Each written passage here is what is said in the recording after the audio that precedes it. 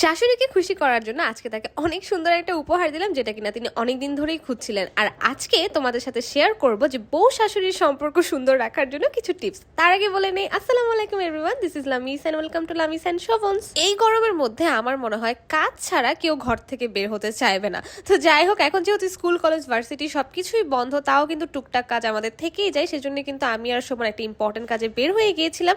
রাস্তায় বের হওয়ার পর মনে হচ্ছিল কি পুরো আগুনের মধ্যে চলে এসেছি। যাই হোক, ফাইনালি কিন্তু আমরা চলে এসেছি আমাদের গন্তব্যস্থলে। এবং সকাল সকাল যেহেতু বের হয়েছি, চা কফি না হলে তো হয় না, আমি কফি খেয়ে নিচ্ছিলাম। আর শোভন গরমে এত অস্থির হয়ে গিয়েছিল, ও সামনে ঠান্ডা যা পাচ্ছিল তাই কিনে নিচ্ছিল। এই গরমের মধ্যে কিন্তু ঠান্ডা পানি, লেবুর শরবত, এই জিনিসগুলো খুবই দরকার শরীরের জন্য। তো তোমরা যারা সবসময় হচ্ছে রেগুলার ঘর থেকে বের হও সকালে, তারা কিন্তু অবশ্যই সাথে একটা ছাতা রাখবে, সাথে পানি রাখার চেষ্টা করবে।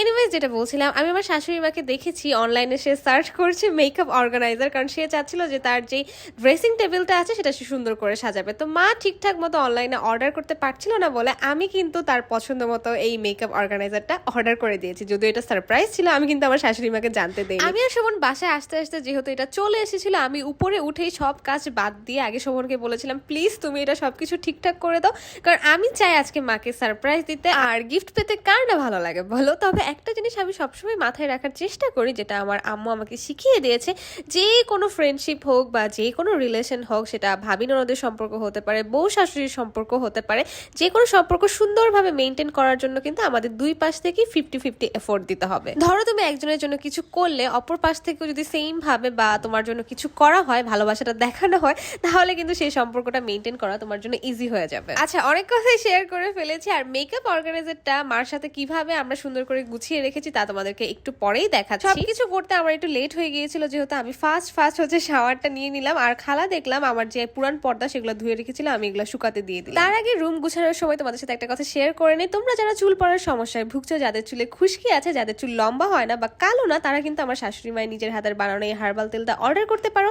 30টি প্রাকৃতিক উপাদান দিয়ে এই হার্বাল তেলটা বানানো হয়।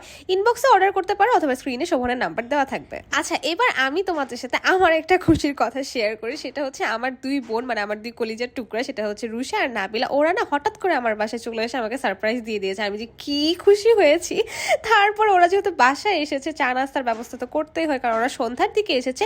আমি হচ্ছে ঝটপট সবার জন্য চা বসিয়ে দিলাম। আর কিন্তু আমার চা একদমই মজা হতো না, বাসায় আমি চা বানাতাম না, নাবিলা অথবা আম্মুই বানাতো। কিন্তু এখন না, আমার শ্বশুর বাড়িতে এসে চা করতে করতে চা কিন্তু মাশাআল্লাহ বেশ মজাই হয়। তো যাই হোক, এই জন্যই হয়তো বা বলে যে প্র্যাকটিস করতে থাকলে যে কোনো জিনিসই কিন্তু আয়ত্তে চলে আসবে।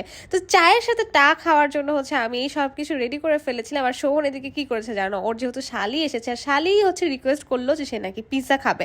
সবাইকে ট্রিট দেওয়ার জন্য শোভন বড় বড় দুটো লার্জ সাইজের, মানে ফ্যামিলি সাইজের পিৎজা অর্ডার করে দিল। আর পিৎজা হচ্ছে আমাদের বাসায় সবাই মোটামুটি অনেক পছন্দ করে। বাসায় আনা মাত্রই কিন্তু এই যে দেখো, পিৎজা নিয়ে হচ্ছে পুরো কারাকারি লেগে গিয়েছিল। বাসায় যেহেতু রুষা এসেছিল, আর রুষার ফেভারিট হচ্ছে ফ্রেঞ্চ ফ্রাই, আর শোভন কিন্তু এটা মাথায় রেখে একমাত্র রুষার জন্য এতগুলো ফ্রেঞ্চ ফ্রাইজ অর্ডার করে দিয়েছিল। কারণ তোমরা তো সবাই জানো যে রুষার ফেভারিট দুলাভাইকে, সেটা হচ্ছে শোভন।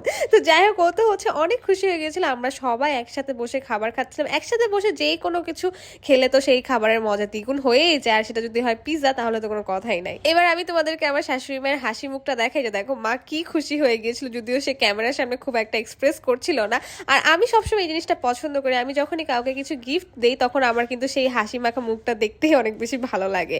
এনিওয়েজ, যেহেতু রাত হয়ে গিয়েছিল, নাবিলা আর রুষা বাসায় যাওয়ার পালা চলে এসেছিল। আমি ওদেরকে যদিও বলছিলাম যে থেকে যাও, কিন্তু রুষা যেহেতু ছোট, ও তার আম্মুর ছাড়া থাকতে পারে না। নাবিলা আর রুষাকে যখন নিচে নামিয়ে দিয়ে আসি, শোভন বলছে ওর নাকি এত গরম লাগছে যে ওর কোল্ড কফি খাওয়া লাগবে। তো ভাবলাম ঠিক আছে, যে আমার যেহেতু ইচ্ছা করেছে, এই কোল্ড কফির ট্রিটটা আমিই দেই। তো কোল্ড কফি খেতে খেতে দুজন গল্প করছিলাম। আর আজকের মতো ব্লগ কিন্তু এ পর্যন্ত। কেমন লেগেছে তা অবশ্যই জানাবে। Thanks for watching. Tata, bye bye, Allah Hafiz.